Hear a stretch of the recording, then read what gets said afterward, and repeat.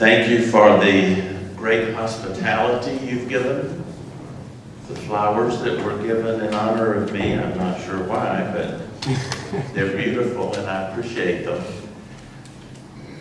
Thank you for your dedication and commitment to the cause of Christ. And thank you for CBF North Carolina. Larry Hovis, our executive director, would want me to give you his greetings and appreciation for who you are and what you're about on the mission of God. And I'm delighted to be with you today to share some things about, can our kind of church save or reach our kind of world? It's a pretty critical question. It's a question some churches totally ignore.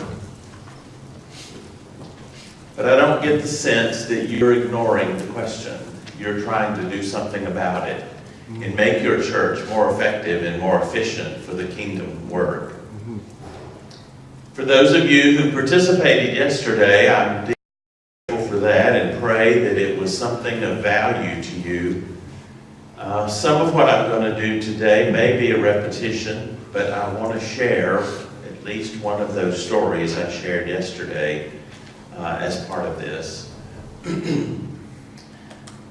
When I think about the scripture today, the Great Commission, go ye therefore into all the world, and as you go, teach, preach, baptize, make disciples.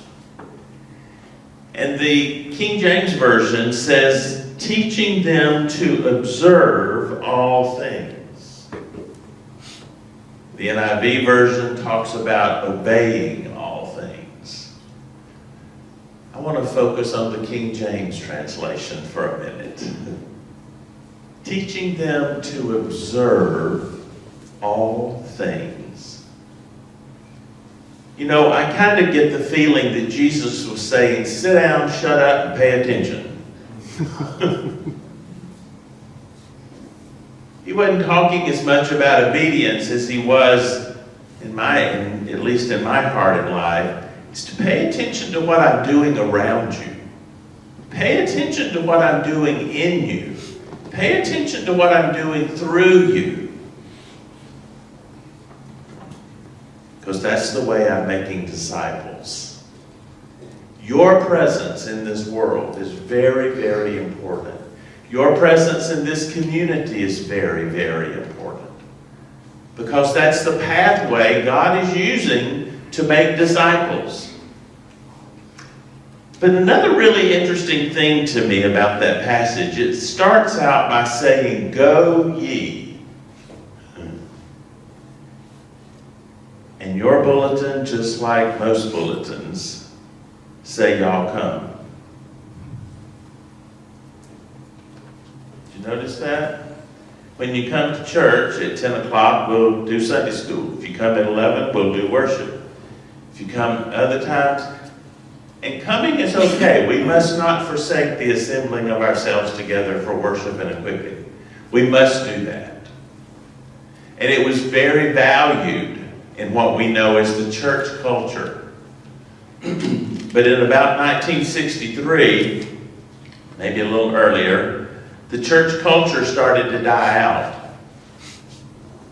And we're told in about 15 years, many of the churches that we now have and hold dear to our hearts, many of them are going to be closing their doors. They're going to be going out of business. The culture is shifting. We're no longer considered a church culture. Most people in this world don't even go to church. They don't even think about church. And yet we still say, y'all come.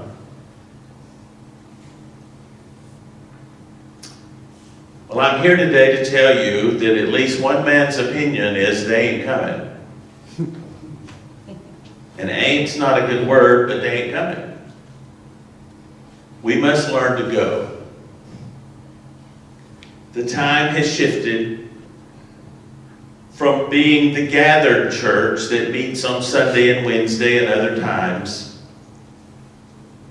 to becoming the scattered church, the dispersed church that Acts 2 talks about.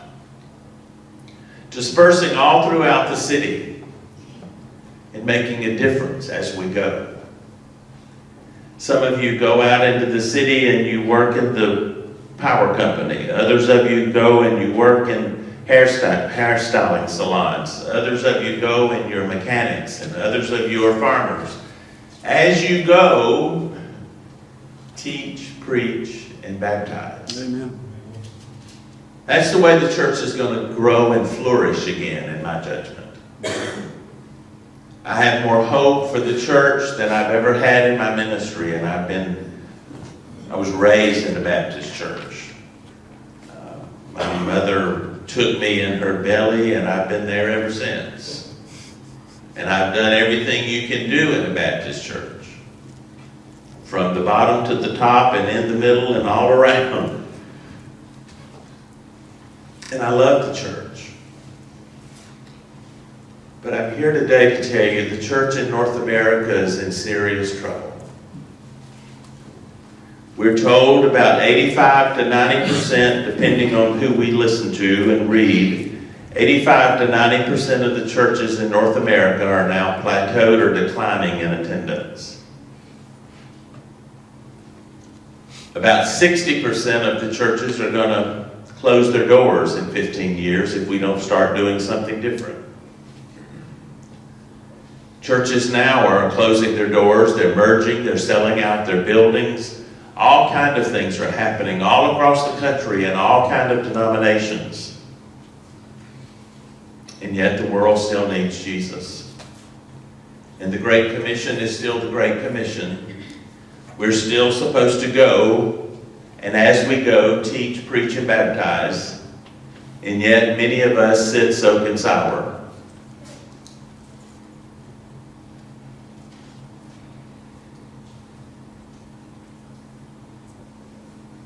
And the world's going to hell, and we're staying comfortable. I like comfort too. I like your padded pews. I like the comfortable air condition. I like the beauty of the building. I love the sound of the organ and the piano and the choir.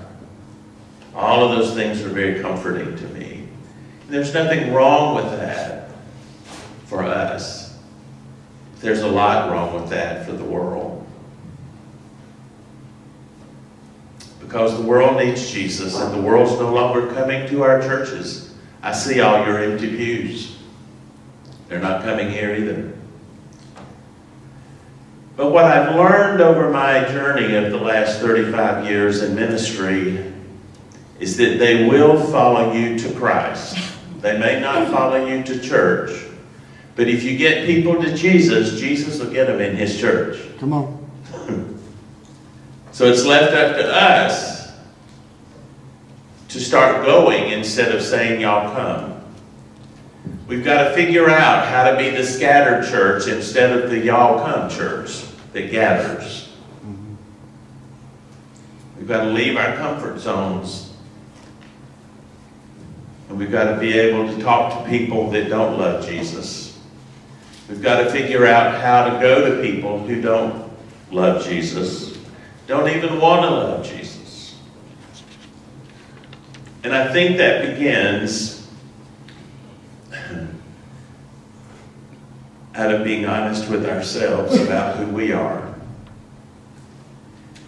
You see, I had a conversion at 13 years of age when I accepted Christ into my heart, but I had several other conversions. And I think God's calling us to another conversion, to leave our comfort zone and convert to taking some risk. We've got to take some risk to be able to share Christ in this world. You've got to walk into areas of ministry that you know nothing about. I told the group yesterday of my story and experience with Randy. Addicted to a lot of different things, and I didn't know how to deal with addicted people. I'd never had addicted people in my family. I was never an addict myself. But I wanted to learn to reach out to unchurched people, and God sent me Randy. Green hair, earrings, and all. And God called me to show up and figure out how to be the presence of Christ to Randy. And then he kept sending other broken people. And now we have a group of about 75 of us that call ourselves spiritual travelers who have found Jesus through our brokenness. And I think I've learned one thing that's a bottom line of everything that God's been trying to teach me over the years, and that is our pain is a pathway to our ministry. If you have addicts in your life, or you are an addict, God can use that to reach other people. Amen. If you've got divorce in your family or in your life, God can use that to reach other people. If you've got loss and death in your life and family, God can use those pains to reach other people. If you've been bankrupt, God can use that to reach other people. If you've got health issues, God can use that to reach other people. I'm a heart patient. I had a heart valve replaced back in 2007, and now I coach heart patients that are trying to recover. God can use your brokenness, but we got to give it to Him. We got to be willing to show up and step up in some really tough places that we may not know a whole lot about, but it's the pathway God can use to help us go on the Great Commission journey with Him.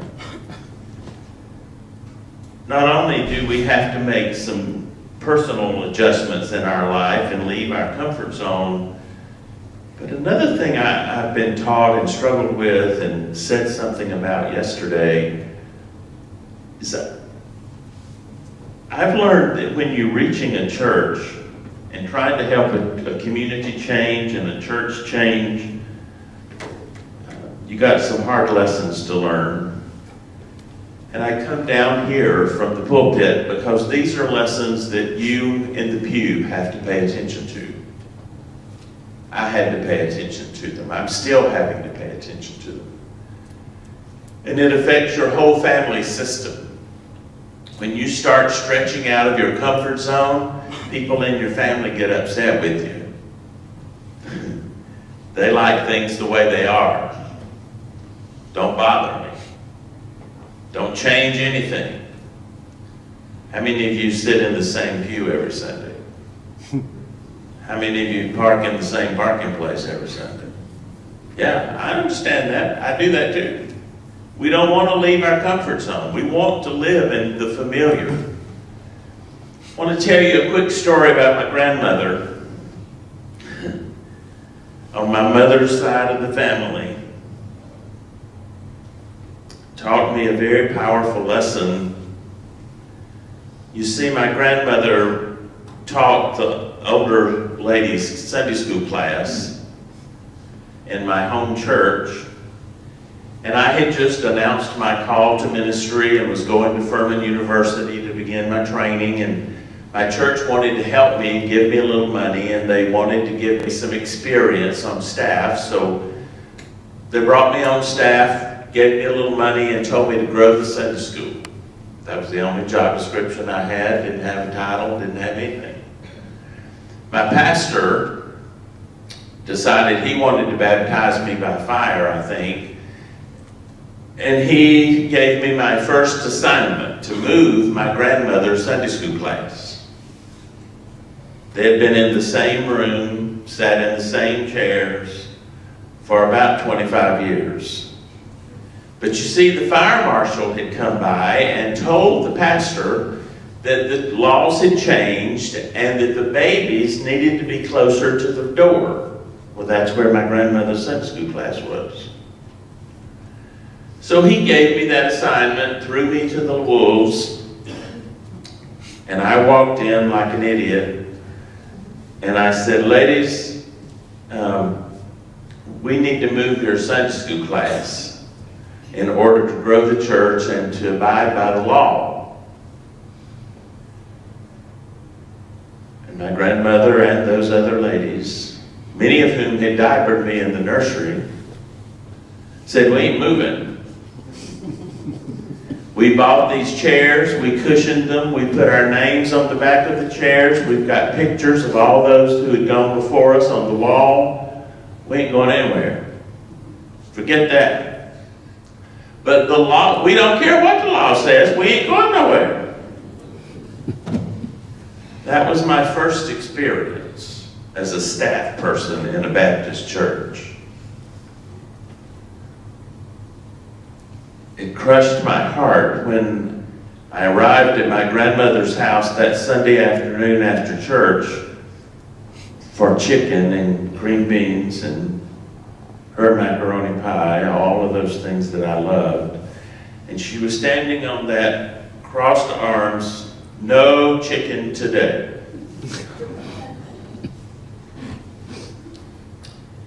And then she broke my heart again and said, "I don't want you coming back to my house ever again. You tore up our Sunday school class." You see, when you move people out of their comfort zone, things get tough in the families. And our family went through hell for 6+ months. But my grandmother was wise enough and loved me enough to say, "But I want to sit down with you and read God's Word and pray with you once a week, just for an hour." Wouldn't even let me go in the house. We sat on the porch. But we did it because we love one another. And she said, "I want to figure out why you tore up my Sunday school class." Okay, so I went. And after about 3 or 4 months of consistently praying together and reading scripture together, my grandmother looked at me on the stoop of her front porch and she said, "Eddie, I have come to understand that my personal comfort is not as important as God's mission for our church. And I want you to go back in my Sunday school class with me Sunday, and we're going to move that class." And I said, "I ain't going back in there. Those women mean." And she said, "All right, just stand outside the door." And I did.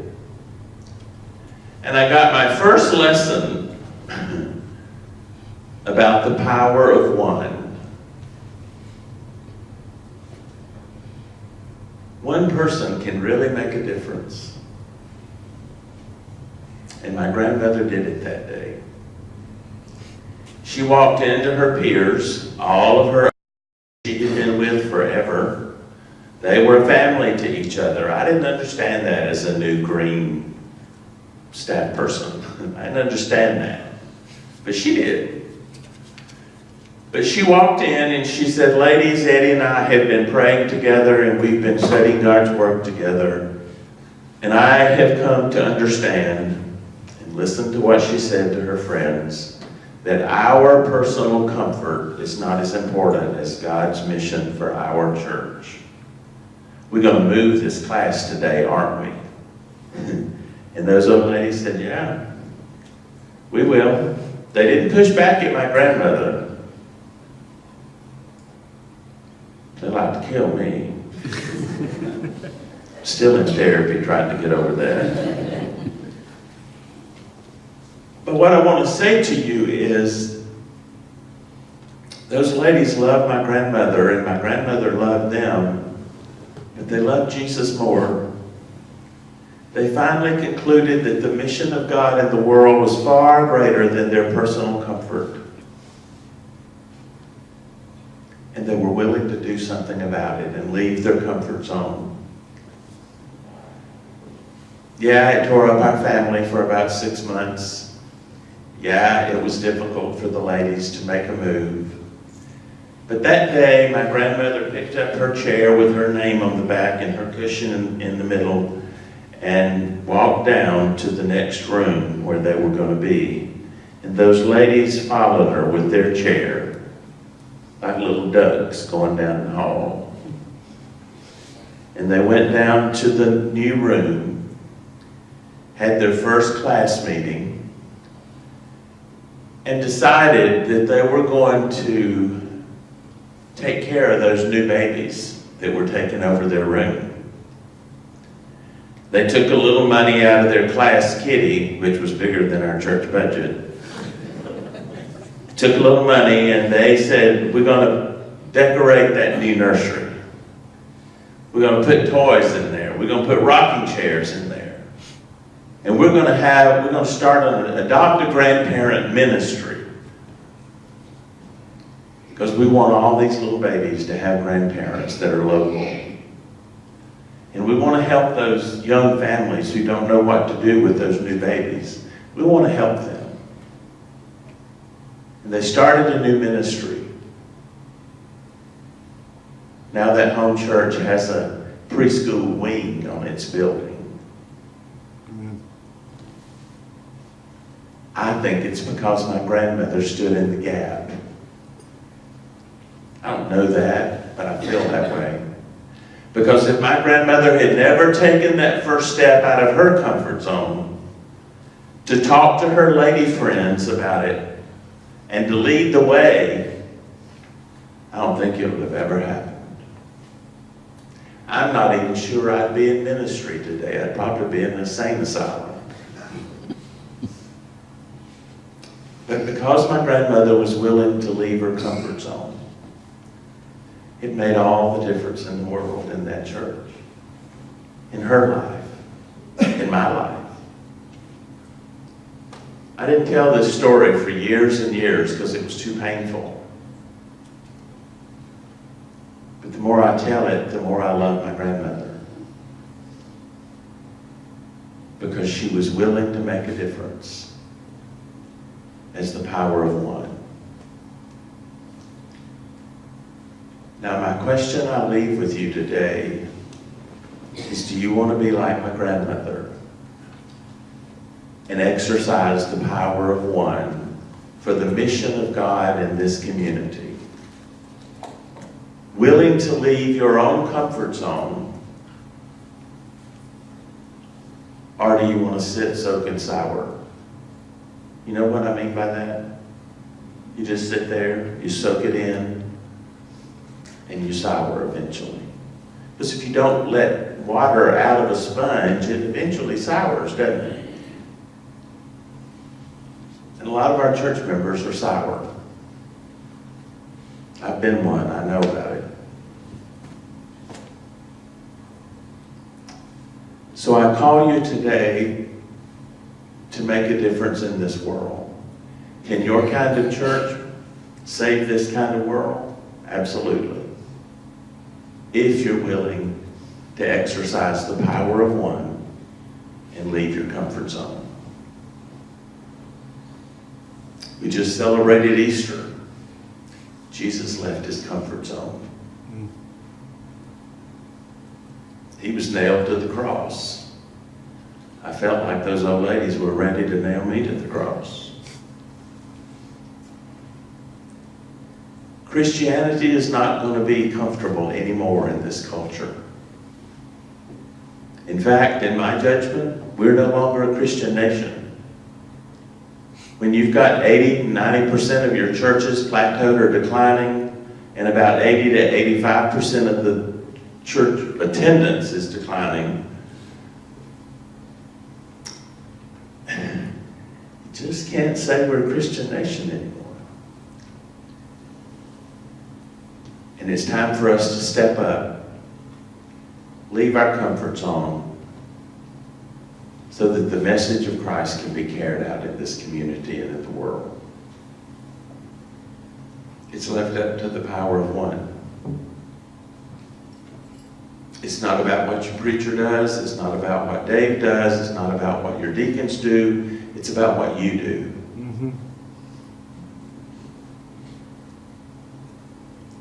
I deeply appreciate the prayers that you had for me and apologize for not being able to come at the appointed time. But I know what it's like to leave your comfort zone. I didn't want to leave Hendersonville Friday to drive here. was tired. My body is still trying to recover. But Jesus said, go. So I'm here.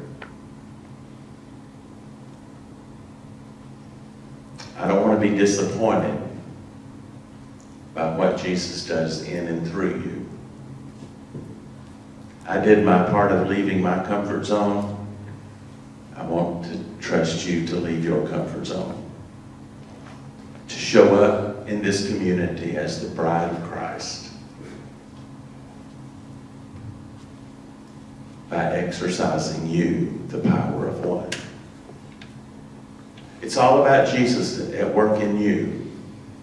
It's not about filling the pews. It's not about even filling the offering plates. Not about keeping the building open. It's about what Jesus is wanting to do in and through you. Through your brokenness, through your hurts, through your heartaches. That the world might come to know Christ in all of his glory and love. What about you? Will you join the ranks of the power of one? Or will you choose to sit soak and sour the rest of your life? What kind of legacy do you want to leave your grandchildren, your children? How do you want to be remembered? Somebody who moved the church forward, or somebody who helped kill it? It's your decision. It's my decision.